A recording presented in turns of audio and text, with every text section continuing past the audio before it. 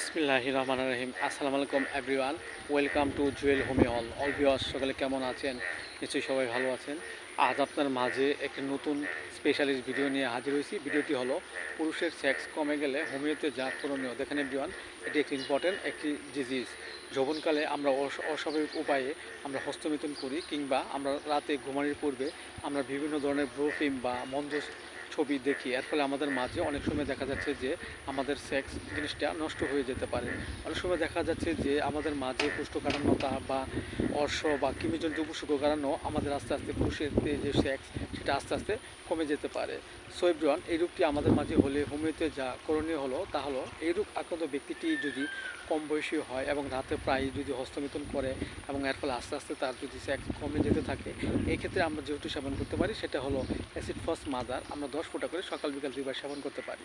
এছাড়া এই রোগ আক্রান্ত ব্যক্তিটির যদি প্রচুর পরিমাণে যদি বীর্য ক্ষয় হয় এবং বীর্যর ঘাটতির কারণে তার প্রস্তুত সেক্সের অনেক ঘাটতি চলছে, এবং এই ক্ষেত্রে আমরা যেহেতু সেবন করতে পারি সেটা হলো টারেনা মাদার। আমরা 10 ফোঁটা করে সকাল বিকাল 2 বার সেবন করতে পারি।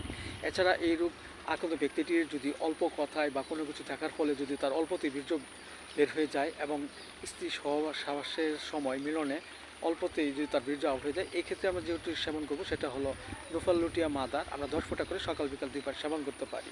এছাড়া আমাদের হোমিওপ্যাথির যে বায়োকেমিক বড়ি, তা হলো নেটামিওর 6 চারটিকে বড়ি চিবিয়ে আমরা হালকা গরম কুসুম পানি সহ সকাল বিকাল 2 বার সেবন করতে পারি।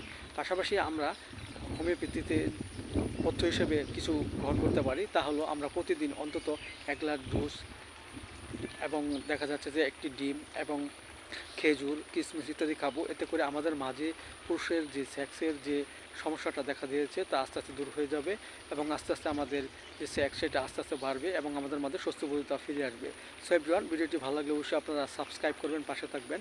Thank you so much.